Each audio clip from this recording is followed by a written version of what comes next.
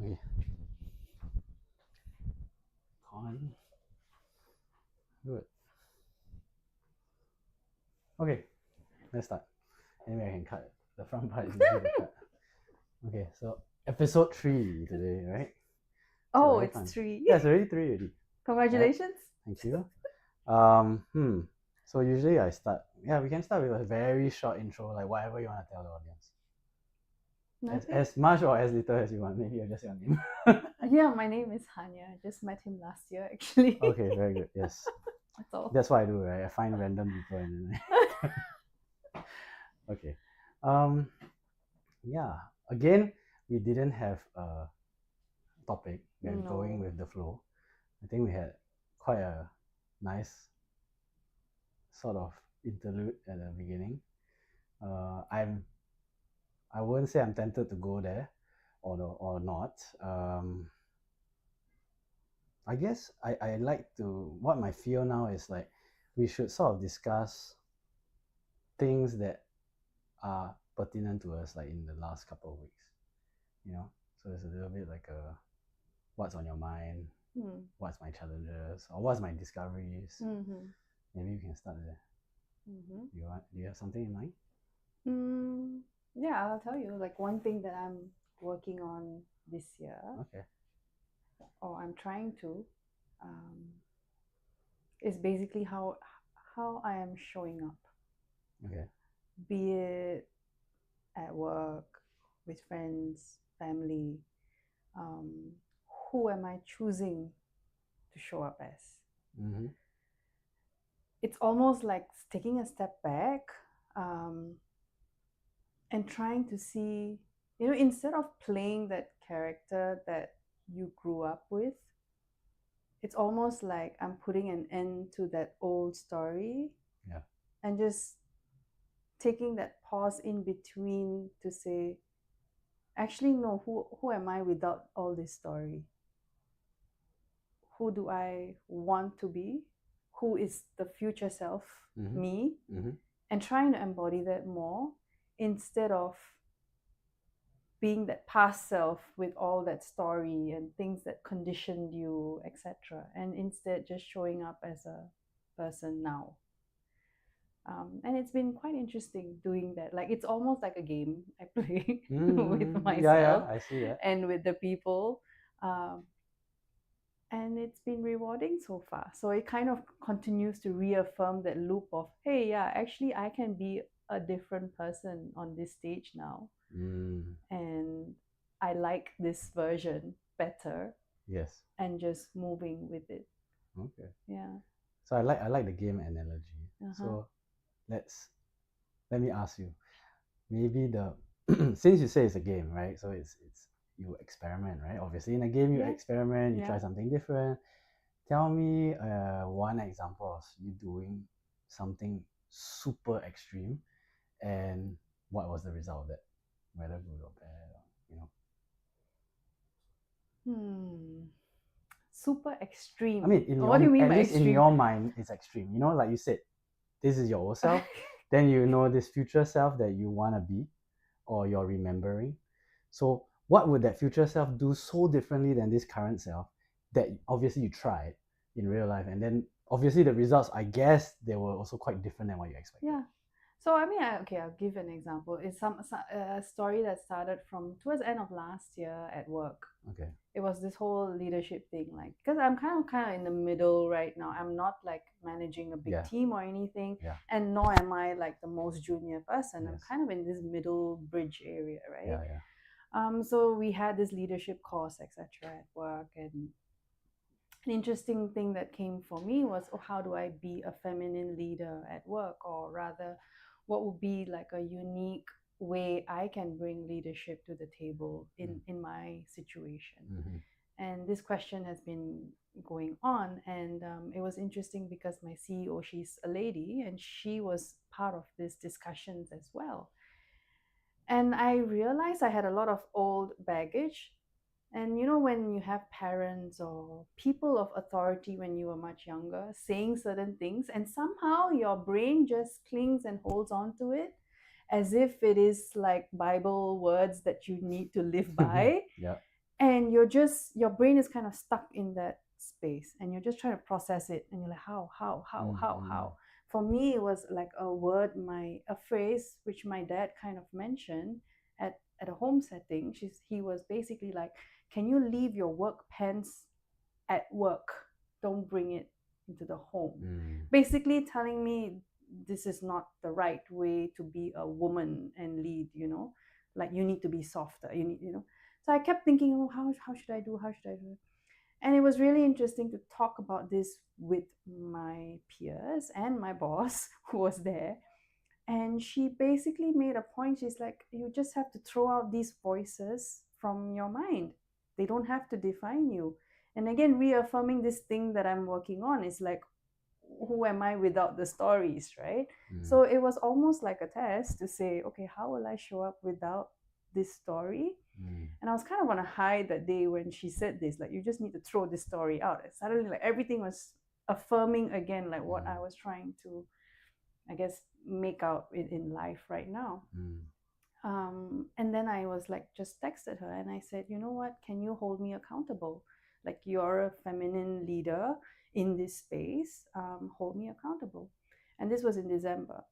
And I totally forgot about, like, because you were in a high and you're just like, oh, I'm going to do this, I'm going to do that. You do all that. But you know what? She came back to me in Jan. She messaged, she's like, so Hanya, when are we sitting down? Talk to my assistant, like make my PA and make sure we have a sit down, like we can go for a coffee or lunch. You let me know what works. Nice. We'll meet. And I was like, oh wow, she's serious. It's like things catching up with you. I was like, okay, fine. Let's do coffee, and we went for coffee in the morning. Nice. And it's like, okay, how are things? How the and I guess the new me was not thinking about what is my boss gonna think, what do I say, what do I not say, or how do I show up as a strong person. I literally cried in front of her.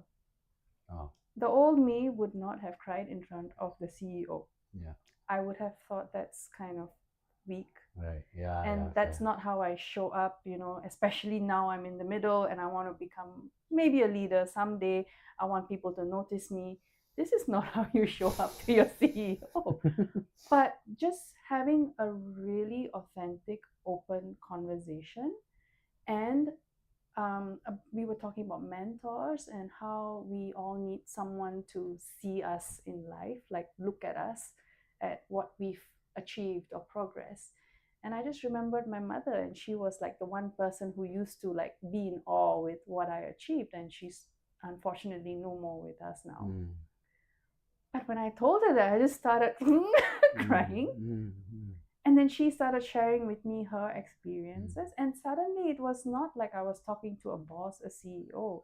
It was almost like a conversation with a friend, and just a human, and just sharing both of our like human experiences, shedding some tears and still smiling, because it was not like heavy tears. It was like it just came. It just had to release with the conversation or the emotions that were being spoken.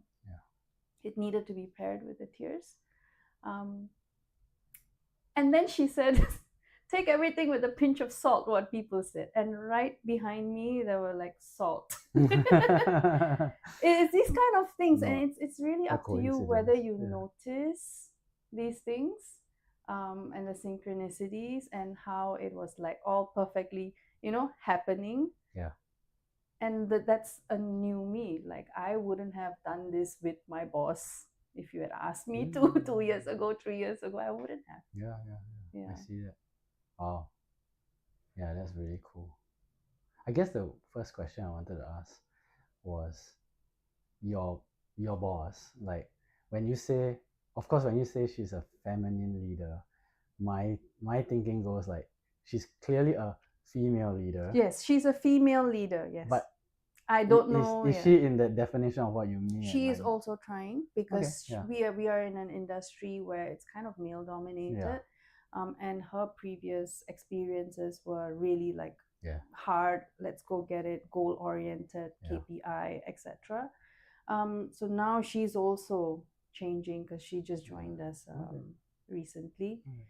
So we are all trying to explore and find, I guess, our unique way of doing things instead of how the industry was left to us. I like that you can recognize that as well, right? Because I think sometimes we confuse the two, right? Yeah, somebody could be female or male, not necessarily means that they are masculine or feminine, right? And you're right. And if you're in a situation where this is the prevailing norm, or this is all the role models you had are masculine, for example, it's quite hard to apply the same sort of what you see, but in this other form, right? And so this exploration is what we are trying to do, right? I guess what I'm feeling is, when I think about it, when I look at some examples also of people in like finance industry. So I was just, looking at like Jamie Dimon's like story, right? It was quite interesting. Do you know the story? No, tell me. So the story is, he graduated. I think he was a very good student. He graduated really well. He got offers from all the big guys, right? JP Morgan and all this stuff. And he decided to actually work under his mentor, which I think he was a really big figure in the industry, but at that time I think it was towards his tail end. So everyone was like, or he wasn't that big yet, like something like that. So basically, when he rejected the offer to like all these big guys, they were telling him like, "Are you crazy? Like, why would you go to work for him in a small shop, for example, than like us, And he trusted his decision. He went there, and because it was a smaller firm, obviously, he rose up really quickly, and then they were, buying companies, remaking them. Actually, that's how they've actually created Citigroup, like how they made it into this big conglomerate. So that's part of what they did. But I guess the interesting part of the story is also that his mentor, when he became so big, his mentor actually got ousted him from the company because his ego was bruised. Because he's like, oh my god, my protege is now on the front page, and they didn't even give me any credit. So he was so pissed off that he was like, screw this guy, like let's backstab him. And he did. He actually did backstab him. And many years later, I actually admitted that, yeah, actually he was ready, but I was not. Right? So his story was not normal. And he's the longest standing banking executive, big banking executive in America. So he didn't have a normal story. So again, maybe not saying that, but again, it's like the path has not been laid for a feminine leader, right? And that path, I would suspect, is not going to be the same as what has happened. Just like in Jamie Dimon's case, as much as he's a male and his role models and the leaders at the time were male, but he took a very different path. So, and not only a very different path and succeeded, very different path, and arguably, at this moment at least, in that arena, greatest of all time, could be said, right? So my suspicion is, what you guys are doing is along that line, right? Because you're saying it's not clear what I should or could do, but it's clearly going to be different.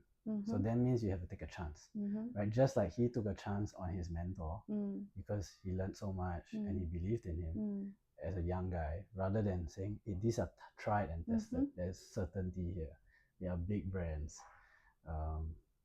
He took a chance, right? Of course, he could have ended badly, I suppose. But I guess in many of the stories, again, I don't want to like mix the fact that we are saying, okay, all risk takers are successful. I don't want to say that, but what I'm saying is that there is always a degree of risk, to do something, especially if you want to do something new. Clearly there will be risk, right? And I think this whole idea of risk is what I've been also processing, which is why we go there now, right? So I guess my feeling is, first of all, obviously, generally in our society, like we don't really like the idea of the unknown. Yes. We don't like the idea of uncertainty. Yes. and we try our best to in whatever ways try to get more certainty, right? And certain things in our life especially have to be very certain, right? Because we tie it so closely to survival, livelihood, right? And I guess in some ways I've always lived on the other side of that spectrum, which is I look at risk as probability, right? I don't, in my mind, is not even, I don't use the word risk. I understand it is risk, but I look at it and I say there is a probability that this can succeed or fail. And again, it's not a symmetrical risk, right? In the sense that if sometimes in certain cases, when you fail, the quantum of the failure is X, for example, arbitrary. But then the quantum of the success is 5x or 10x. In which case, my probability doesn't need to be very high. Yeah. And so then the idea, actually processing this, then I realized that, in fact, I can do something that like fails like 90% of the time, and I am successful, right? Which is very hard to grasp, right? Because I think for a lot of us, it's like, first of all, I had to go through this understanding of like, if I fail 9 times out of 10, even if I fail 28 times out of 10, assuming that I have the right strategy and calculation, that this is normal. In fact, this is a winning play. And it was difficult. I mean, because again, we are not machines. We are not robots. So as much as I can tell myself, don't worry, you're on the right path, I still get these really bad emotional reactions from failing, right? And I have to deal with those emotions, and then process those emotions. And I can't just like, oh no, this is, just ignore them. Like maybe that's how I processed in the past. That's one way, but I think it's not sustainable, right? So as I go through this, and then I realized that, which is what you actually were speaking about, right? You're speaking about, it's like a game, right? If you choose what you want to be, you have become that thing in some sense, right? And in this case, it's the same. My emotions and my old self might be saying, are you sure? Maybe you're wrong. Maybe you did some wrong calculation, or maybe this is not meant to be, or maybe you're unlucky. I mean, there are many, many things I could say to myself. And then maybe this other version would say, no, you know why you did this, you're sure, you're confident, you trust yourself, whatever it is, all those things, and you stick through it. And I guess the irony, in some sense, is that when things like the lottery, like doing a startup, the probability of success is so low. It's almost sometimes it's almost shocking how people actually want to do it. Right? No, I mean, I think just to throw in a small example, I think in sports athletes as well, right? Same. Even like the best athlete, I think I saw something on Babe Ruth or something, baseball, right? Yes, baseball. His winning hits versus his hits that didn't really, it's the probability is shocking. It's almost like 10 to 90, and yet he's one of the best players. True. And I think what you're attributing to is kind of similar, that there is a risk, and you might not have 50-50, it's not even 60-40, it's 5 and 95, maybe could be. even. True. But when you're very clear with that probability, then explain to me why you still have these emotions to deal with. You know this is the payoff. So when it does fall into this 90-95%, why are there all these emotions popping up? So I guess it would be easy to explain just using this factor, right? So it's easy when, let's say you do a bet and you do it with, for example, theoretical, like in a computer, and you run it out and it says, okay, you win. But there's nothing on the line. Okay, then you put $100 on the line. It still don't feel so much. When it's $100,000, when it's $1 million, there is different challenges. Just like when you play poker, it's the same thing, right? Somebody could be like, I always win. and then you put him with like the big boys and he's like all his bankroll is on the table, trust me, he will change how he plays and he will not follow his strategy because of fear, because of, I mean, again, there is a chance that the fear is not that he might lose, but the fear is there is a probability you can lose, and if you lose, in this case, you lose everything. Clearly, it will change, right? So of course, there are ways to combat this, right? Play within your means and all that kind of stuff, and I think those help. But at the same time, it's also, I guess, it's also easy to fall into the opposite trap, right? Which is you win, and then you get scared because you already won, and you already have so much. It's like, how can you? Why should you continue? It's like, I've already won the game. Let's just be. But I think that's the difference between the people that really go to the end of their potential and the people that are comfortable. I'm not saying that being comfortable is bad. I'm just saying that, I guess for me, it's always, you talk about sports, right? I used to play sport when I went to the sports school, and like there's a part of me from that, from what I've learned through that experience, is that, you know, you don't play a sport just to win. Sometimes you play a sport to beat history, but also to beat yourself, right? Because when you already win, there's only there's only a few more things you can win, which is to beat a record, to beat history. But in essence, what you're saying is also beat yourself, because there's assuming you already won, like you're the best player in this game. And so for me, I think there's always this drive, right? And so what I was actually wanting to come to before I articulate this point is that the opposite can be also true, right? So the probability is very low. But let's say I begin and I instantly win, right? A massive amount. And then I could have overconfidence, which we've seen play out in the world, right? And so in some ways, I'm not saying that it is unlucky I didn't do that. In fact, I'm saying in some sense I'm lucky that that didn't happen to me, because it's one thing to fail a little bit and eventually succeed. It's another thing to succeed so much and then take on more and then fail.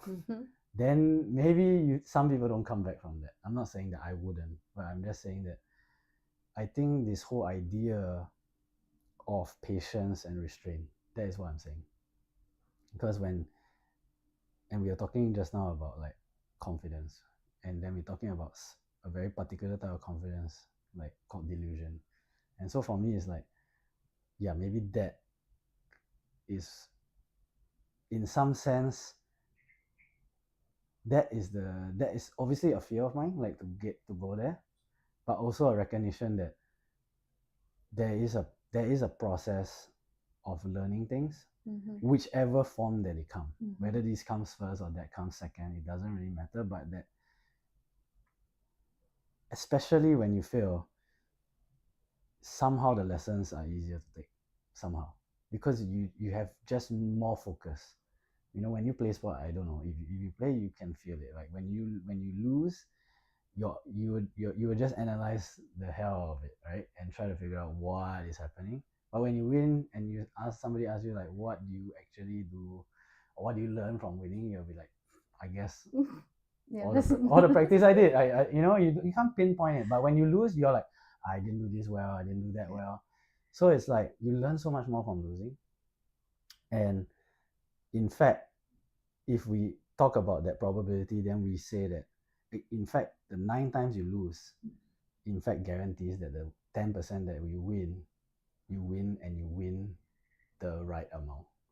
Because it will be reasonable to say, right, if you lost that 9 in a row, 10 in a row, 12 in a row, 13 in a row, whatever quantum you put in times 13, the next time maybe you win, you're like, I don't know, maybe I put less, because maybe I'm going to lose some time. And then you don't win the subsequent amount that you're supposed to win, and then your strategy fails because of that. Because you're defining yourself with your past. Correct. So, which is actually what we are talking about here, right? Because we are talking about past version or current version and future version, right? So, clearly the past has some say into your future. Mm-hmm. But that being said, saying that statement, I think I also disagree with it, which is the past can have, and most of the time has, sway over your present and your future. Not necessarily. It's a choice still. Right? It is a choice. Do you feel that or not? Say again. So I'm saying past? most people, including us, yeah, our past shapes who we are. Yes. And in which case also shapes Yes. who we will be. Will be. But that is not an absolute truth. No. Yeah, that's what I'm saying. Yeah, so the past does shape you. I mean, it had to be that way for me to come to this, you know what, I'm going to change the way I am. True. Right? True. All that had to happen True. for me to say, actually, I realize there is a choice on how I'm going to show up in life from now on. Yes. And that is a choice I made because of what happened. Mm-hmm. So it's not like saying, oh, the past doesn't exist. I'm saying, yeah, it did for a reason. And everything happens for a reason. Yeah.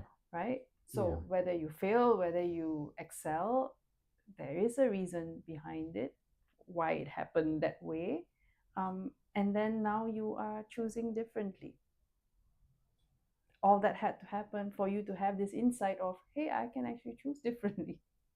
Yeah, that's correct. Yeah. So I think there's a subtle discernment there, right? So the past obviously shapes the current and the future, in the sense that it can unconsciously shape it. Yeah. But what you're saying is, when you're conscious about it, when you're aware about it, then actually the past enables you. Yes. In fact, so that's basically when you are in the story, and all this happens, and when your level of consciousness or awareness, in simplistic ways, increases. Then you realize, oh, that's the story I'm telling myself, that's my belief, or that's why I've been behaving this way, and because of the way I behave, these things happen in my life. But once you're aware or you're conscious of it and you make that change, then it's a different ball game altogether. Yeah, definitely, I see that. So I guess the challenge that we all face, that I face, is that, and we know this is true for sure, like when we change, now we are aware and we are conscious and we make some changes, these changes are very shocking to people around us. Yeah. And in some sense, it's difficult, right? Yes. It's difficult because I guess the feeling is like, of course you want to explain and tell them what has happened and what is happening. At the same time, of what I've already experienced is like, when you explain it, like it doesn't go down so well, right? And I don't think it's actually like their fault per se. It's, or at least what I've observed, is that they have certain challenges in their life, and whatever you say, sometimes it's not, they don't take it directly what you said. They use it and then they apply it into their own, viewpoint, and they say, no, this clashes with my beliefs, and so I have to reject it. And if I do not reject this from a very fundamental level, they would betray themselves. Their identity. Yes, correct. They will betray their identity, and that is very painful. It could be very painful. I won't say it is very painful. And in which case, then it doesn't end up well, right? So then my challenge now, it's more like, how can I still, I think the real challenge is that there's a very fine line, again, a very fine line. All we're thinking is, all talking about is really fine. It's quite, you need to be discerning, right? So it's basically saying, I can take the typical path of what people might suggest. Is like, okay, take the high road, don't be affected, detach, zen. I'm like, come on, man, there's a lie. Like, all these things that you say is like you're blocking, but you're using some sort of words to make yourself feel better that you're blocking. And I'm like, this can't be the way, at least for me. And so for me, it's like, how can I express in a way that respects them, doesn't, and it's challenging, right? To say in a way where I'm saying, this is my path, this is what I've experienced, and hence shape my decision now. But I'm not saying that this choice is for everyone. Or I'm also not obviously saying that this is better than you. These choices will be better than you, right? And it's hard, in practice it's actually really quite difficult to execute. And what I've realized over time, I want to hear your side of it, is that I increasingly, what I feel is the best course of action for me is to direct that focus back to myself. Yes. And say, I can't control how they react. I can't control how they feel, think, all these things. But I can work on myself. And so, for example, if I am more empathic, if I am more intuitive and sensitive to them and their feelings and their current state of mind, actually, it's not just about the person itself, but the actual moment that I'm interacting with this person. How can I sense when to say and when to not say things, and how to frame it, not in a manipulative way, obviously, in a way that you, it's just like when when you have a close relationship with anyone, whether it's a parent or a friend, right? And you know how this person feels about something, right? Just so simple as that. And so using that in a situation where it's difficult, saying, okay, I know this person is gonna get a lot of like friction when if I say this, then maybe the best way would to maybe even use a story that is like in a third person's viewpoint or fourth person's viewpoint, and so that it doesn't have so much charge. Then they can at least maybe see something, even if they don't, it doesn't matter. But the whole point is that you still have the opportunity to express, right? Because I feel like the more that I go on this journey, it's really important to express. Yeah. Because okay, sure, you have more sense, you can feel things, you can read somebody's mind, or maybe not, I don't know. I don't have any of that. No, I don't. But I'm saying, like, that being said, it's still important to express, right? And I think the best example I can give now, it just comes out in me, right? It's like, you care about somebody so much. Yeah. Clearly on many levels, right? Even sometimes you express that in action, right? A hug, for example. But to say it to that person, in front of that person, or even better, in front of a group of people, is so powerful. And we forget that, right?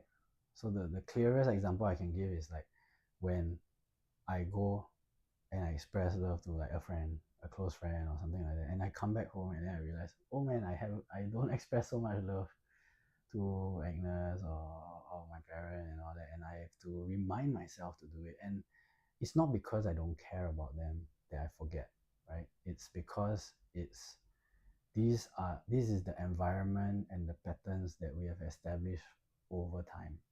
And even if you have a good pattern or environment, this can also erode.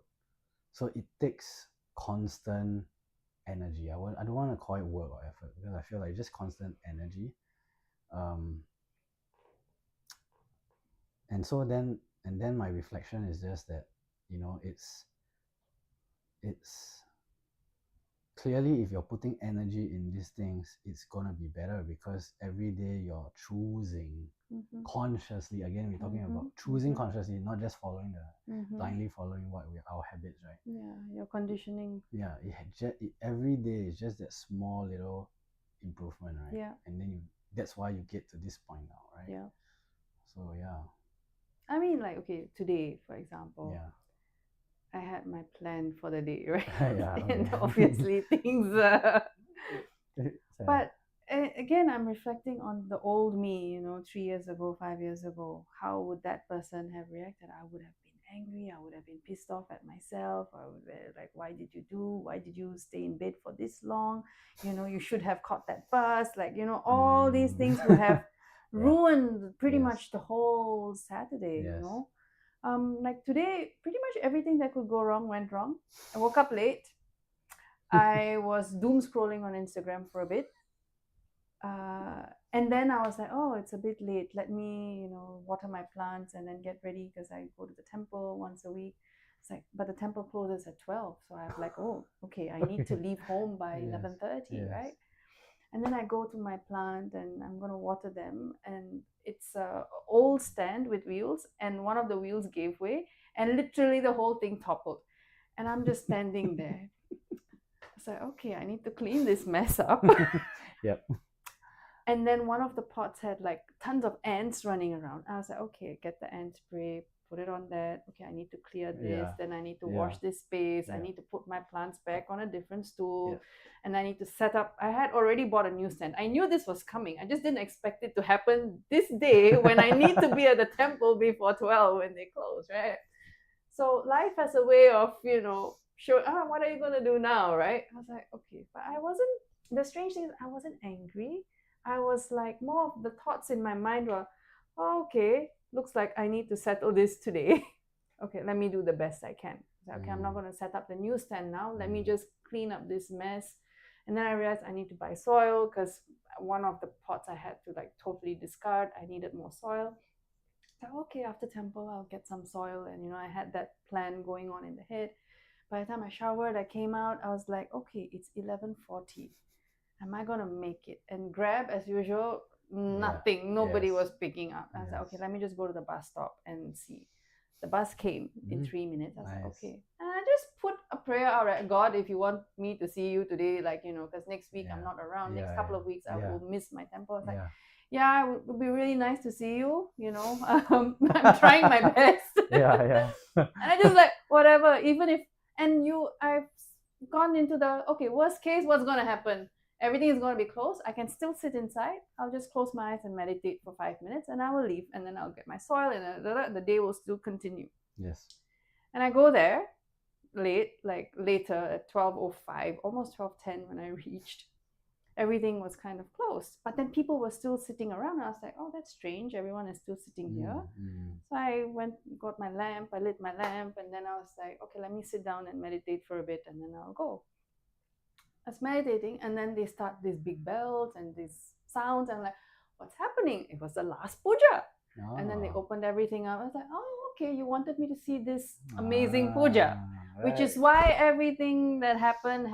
And then I got to witness this, like the last puja for the evening. Oh, that's so sweet. Like, oh, thank you. It's the old me would have been in this, just this murky emo feel, like, oh, I shouldn't have.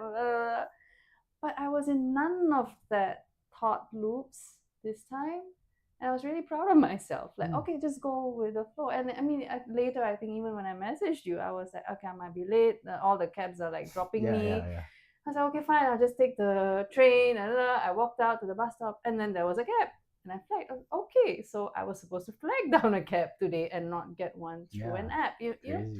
So we plan one thing, and then when things don't go according to our plan, we get frustrated, we get in the emotions of what we were talking about earlier, like we fail, like the 90% failure rate when things don't go according to plan, and then you have to deal with the emotions. But if you are in a different train of thought or identity where your belief system basically says anything that happens is for the best. And if you really truly believe in that, you wouldn't go down this spiral of I should have, I could have, I might have. And you end up just accepting the gifts that come your way. And then it's fine. You don't have to go through that old identity, fighting everything. Say, okay, I needed to rest today. It's okay. I wanted to doom scroll. It's fine. Oh, I was late for the temple. But you know what? I saw the most beautiful Abhishekam today. And then after that, I got my soil. I set up my plants. Everything is done. And then I made it on time here. Okay, if thank you didn't tell me, I wouldn't know better. So again, there was nothing for me to tell. So there was no need for me to vomit frustration to anybody. Because I was not in that state, that old state. I was in a kind of a newer state, like, okay, what's going to happen will happen. And it's probably the best for me. And I trust. And I move. and I do what I can, the next step, and we just go. I like that. I like that a lot. Wow, I had a lot of feelings as you told Oh, that tell story. me, what are you feeling? So many things. I mean, there was so many things. So I think that okay, I sort of missed it, and then now I'm trying to get it back. So I guess it's. I mean, what you described just now is like, yes, it's something to do. It's something to do with expectation as well. Yes. Right? Expectation is one of the big things that I sense, which is I should, I could, I would, and if you followed those predictable paths, right? Let's say you did, your thing didn't break, right? And all those things didn't break, and you, like you said, you took the earlier bus, you got there, you didn't see that prayer, you wouldn't have known anyways. I wouldn't have right? known. You wouldn't have known. And then, maybe you got the Grab and you came on time. But then I wouldn't have this story to share. You see? And because I have awareness, yes, I can share. Correct. If someone didn't have that awareness, whether plan A happened or plan B happened, they would be indifferent. Yes. So actually, but their emotion might be different as well. Correct. Right? The emotion will be different. So what I was feeling was that, yes, first thing that this wouldn't have happened. But so in some case, the universe gave you a lesson without taking anything away. Nothing. Yeah. Right. Actually, it worked out even better. In that sense, it's abundance because even when you went wrong, it gave you an extra lesson, wisdom, whatever you want to call it. It's just reaffirming whatever I am believing in. And then that other way of thinking, which is like I should, I would, I could have, is actually it's always gonna set you back because I saw this. It's a very famous article that happened many years ago in Singapore. It was like a banker, investment banker of this now defunct bank because he basically made them go underground. Oh shit! It was like a 200-300-year-old establishment. Which bank was it? I can't remember the name, but it's like was the bank that it was banking for the crown or something in the UK.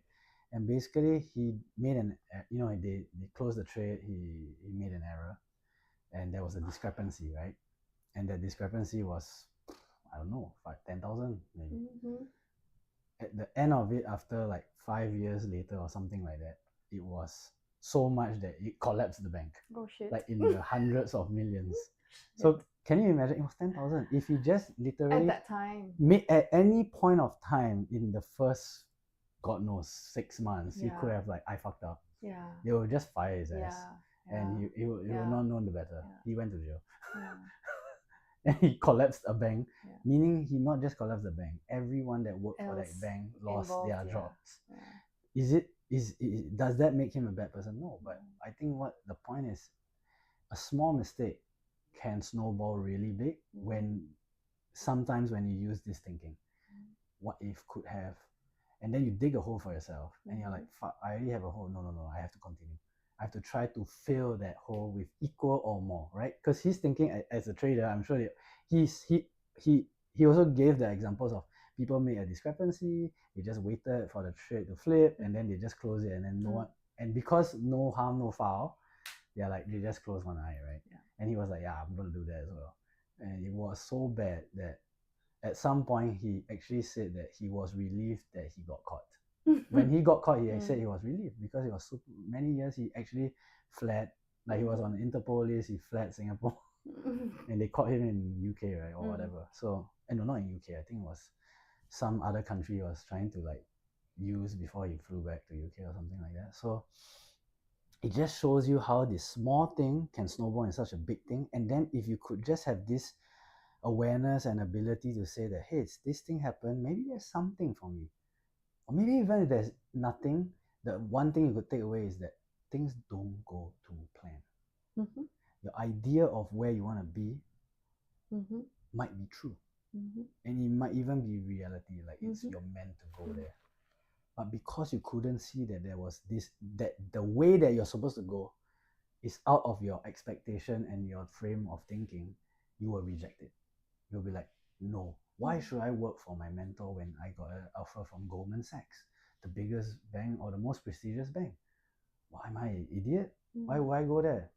Just because he says you know, hey, I'm your mentor, I got more things to teach you or whatever. I mean, I don't know what he said, but the point is, why did he make that choice? Right? Easily, if somebody had a more conventional thinking, they would have made the other choice and wouldn't have known the better.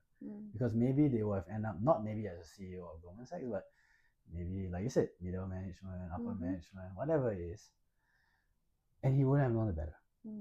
So I think the real point is, I'm not saying always take the alternative route, but I sense that there is some sort of inner truth we're talking about. I guess intuition would be a word. Yeah, intuition, inner truth, trust, all these things that we were talking about that would lead you to a decision. And again, the decisions, I think increasingly when I look at decisions, I always say no decision is absolute.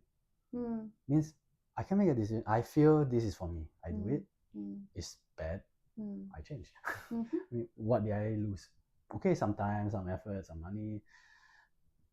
Other than that, what? Nothing. Right? Like, I mean, today, okay, you were maybe not on your time schedule, but then you also ended up in the correct time, and you did all the things that you wanted, plus the extra stuff, which is fix the wheel of that thing. So it's like, what do you lose? Nothing. In fact, you gain, right? In this case, you gain. So I guess the challenge and the conversation of what we are feeling is, the universe is saying, there is a plan. This plan might not follow your rule book. Yes. Or whatever you've been conditioned as optimal or best or good. Yes. But there is a wisdom to this plan.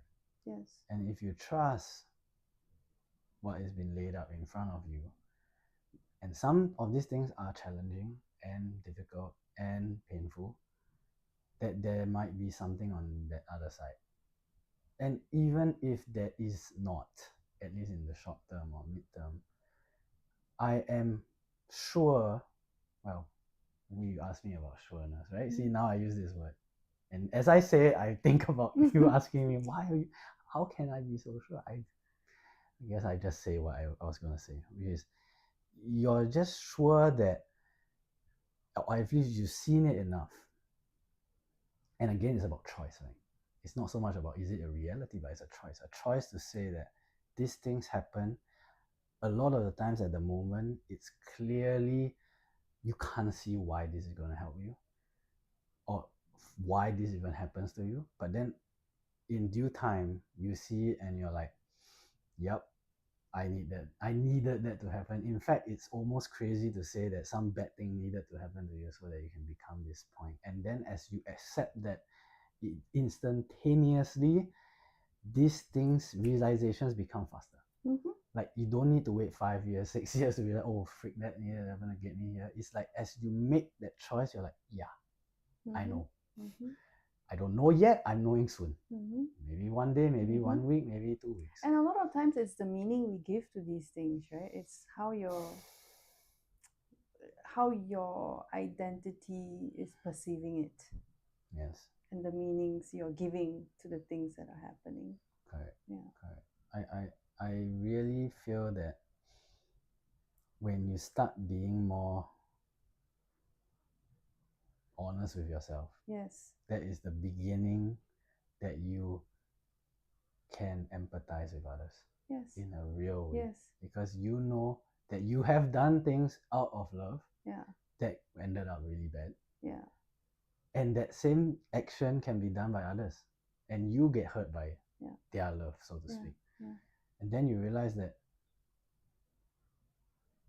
actually it's just a signal of love. Yeah. The actual thing that hurts you, I won't say ignore it, but focus on that is coming from love, right? It's like in the past, a lot of Asian cultures, they don't show love in a very explicit way. It's like, I love you by nagging at you, by scolding you, by basically putting effort into telling you things, right? And of course, we know that it doesn't it don't feel good on the other side, right? It doesn't feel good on the other side. In essence, sometimes it even derails the point, right? You love someone, you want them to succeed, but by discouraging them and saying, you can be better. Hey, how come you're not smarter than this person? You are derailing their efforts, right? We talk about the idea of somebody saying to his son, right? Like this guy, right? What is it? Donald Glover, right? So his father told him, you can be anything. Anything, yeah. But the father didn't even believe that he can really do anything, but he just said it, right? Just to encourage him. And when he actually did all these things, he admitted to his son that actually I didn't believe you could do this. And that's crazy. So imagine if the other way was true, which his father was, no, you can't do this. But you're good at something, so just do that. And so with that framework, he only became a fraction of what he was meant to be. And I think that, for me, that is the reflection, right? So it's not also about, again, we can't change the past. So with that framework, we are saying, no, it's good to look at the past to see what we have missed out.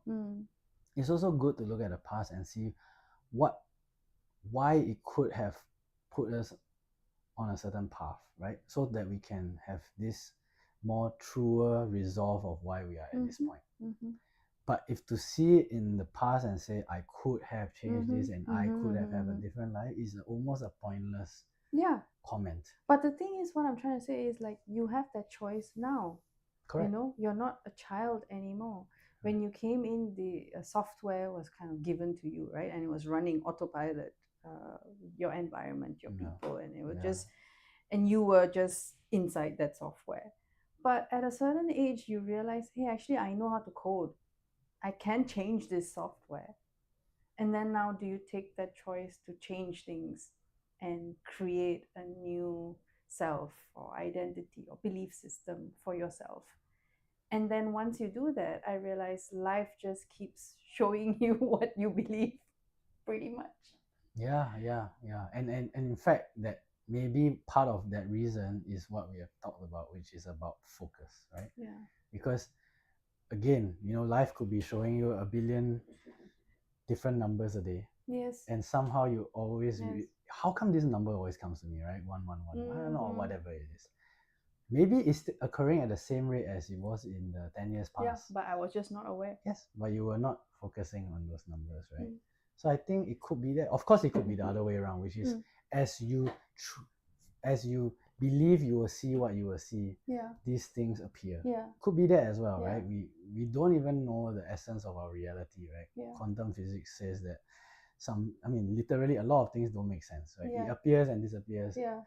Who knows? But and so at some level, our existence might be affected due to conscious observation. Yes. And so if that is true, and even if it's not true, it doesn't really matter, but if that is true, then I guess what we start to realize is, and what we are actually talking about, is that it's not when you choose, like when you want to be this future version, how do you actually become this version? It's not by, okay, I need to do these things, then I'll become this version. Is you have, like you said, reprogram whatever it is, and you have become that version now. And as time goes on, all these things happen so that in that future version where you believe you have A, B, C, D, E, F, G, those things then come. There's a lag time, if you want to say, right? I'm starting to feel that more and more. And it's a really weird feeling. I mean, honestly, it's a very weird feeling. Weird feeling. And it's when things happen in life, it can be the smallest and slightest thing. Yes. But it has meaning to you. Correct. Because you programmed it, and you are expecting these things to happen, or you believe these things will happen. And when you tell another person who's maybe not in the same level of awareness, they're like, okay, so what did you, for me, it's like, wow, like the universe is reflecting something back to me, my belief system back to me. But for another person, it's not in their belief system. So when you tell, even when you share the story, it just adds nothing. Like, there was one day I woke up and I was like, too early on a Sunday. Like, what am I gonna do? Why am I awake at like 5 in the morning? Like, and then I was like in bed for a bit.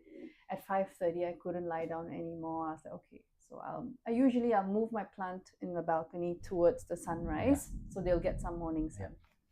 So I was like, okay, since I'm awake, let me at least move them, let them get some water and sun, and then I'll come back and take a next round of sleeping on Sunday. Yeah. Since I have no plans except like I think a brunch or dinner later in the day. I was like, it's a lazy day for me. Like, why am I awake so early?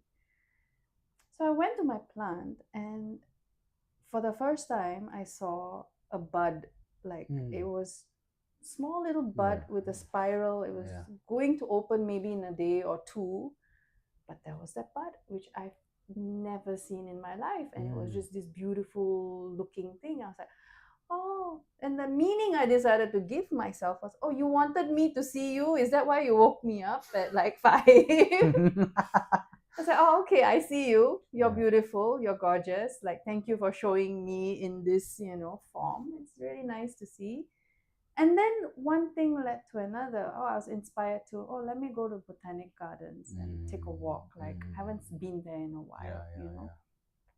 So suddenly there was something for me to do in the morning instead of going back to bed, which I couldn't sleep anyway.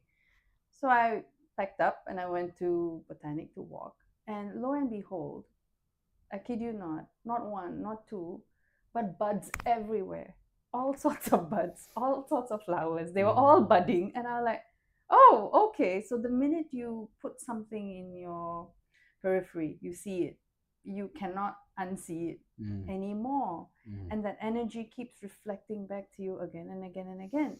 And through the whole day, I saw all sorts of animals in the gardens. I saw all these buds. I was in like a game trying to take as many pictures of buds as I can. I was like, oh my God, this is amazing, like today. And it brought this childlike excitement, happiness, like, am I getting something out of it? Yes. Materialistically, no. Yes. But my soul was happy. I was just in this happy mode. And I remember you message, rise and shine, or good morning, or something. And then I'm like, oh, I'm at Botanic Gardens. Oh, I'm just leaving Tanglin or whatever. And just as I was walking, there was a car parked at Botanic Gardens with 1111. What are the odds that I message you? We are talking, and then I see 111 there. Right. And then I remember taking a picture and I was like, dude, this just showed up. I mean, this reminds me about all these crazy It's just crazy synchronicity. And the normal person, like, so what? Yeah. For me, it is just the universe telling me, hey, I'm talking with you. You know? And it's small things like that make me feel, it's more like a game. Like, can I still maintain that energy? Can I still find that space that allowed all this to unfold? And not just on that one random day. Can it happen every day? Actually, there's a wisdom to that, right? And I'm feeling that now, right? So the wisdom is that when you're in the flow, this flow state, right? We know flow state. When you're in a flow state, it's that feeling. Yes. That's what you were going through, right? Even today, that was what you're going through. Because you're saying, I can't control everything. Yeah. But I can let it go. Yeah.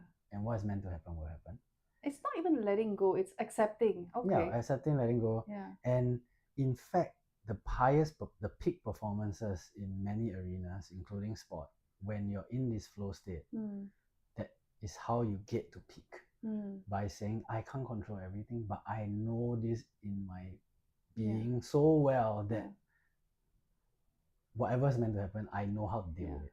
Yeah. And in fact, this is calling you, right, to learn this skill, if you want to say, so that when you are faced in those situations, like you said, work has been full on and all that, when you're taking on new leadership roles, when you're put under the gun, when you are in the pressure moments, how do you act? And to have peak performance is to remind yourself that you can do it, obviously, a belief, but also that you can't control everything. Right? It's very weird. It's almost like it's not letting go. Like you said, it's not letting go yet. At the same time, it's conscious. So it's like trust. It's again, I think the word trust comes to me, right? It's trust, right? And again, I guess to a lot of people, especially at the crucial moments, right? We see people choke, we see people make mistakes, big mistakes under the gun. And why? Because it partly is due to expectation, right? Because they're saying, oh, if I win this next point, I'm the champion. If I do this, I will reach my goal. I will become the CEO. I will sell my company for $1 billion. And so then they see a small problem and they say, okay, never mind. Let's, sometimes it's like that. That's how. And they cover things up. Yeah, they cover things up. And that leads to that big fuck up, right? So to speak, right? And if one just follow the flow, and sometimes one is, well, we talk about redemption arcs, right? Or we talk about like, the typical hero story, right? They have to fail in order to succeed. And somehow the payback is better than if the guy just keeps succeeding and wins, right? No one would like to watch a show where the guy kills every enemy in one punch. Well, ironically, there is a show, but it's a parody. Okay. We like, I won't say we like, but the payback is more gratifying, right? And so in some sense, if we always have this mentality of like, and in fact, that's why maybe the underdog always has some sort of mental advantage, because it's like, I have no expectations. If I have win, nothing to lose. Yeah, if I win, oh my god, what a freaking miracle! And if I lose, it was expected. Right? I'm fighting the GOAT. I'm fighting the Federer. I'm fighting Nadal. What's the worst that can happen? I win him, and I clap for myself, right, or whatever. And so I guess it's that, right? Expectation is a really big thing, right? So it's teaching you that, hey, whatever you expect, trust me, you'll be wrong. At some point of time, you will be wrong. And in fact, it's also a telling thing, right? If you can even hold that energy in your daily life, it gives you a natural, we would like this to be emergent, not artificial. Emergent humility. You become so humble that I am great. I can be great. I also can be wrong. I also can fail. And because of this humility, you will keep succeeding. Because every time you fail, you're like, wow. Instead of what the fuck, I'm bad, it's like, wow, I never knew that. One more thing I can do, I can work on, I can change. And I guess that's the difference between the people that are great and the people that are a kind of growth mindset of sorts. Yeah, it's a sort of a growth mindset. It's definitely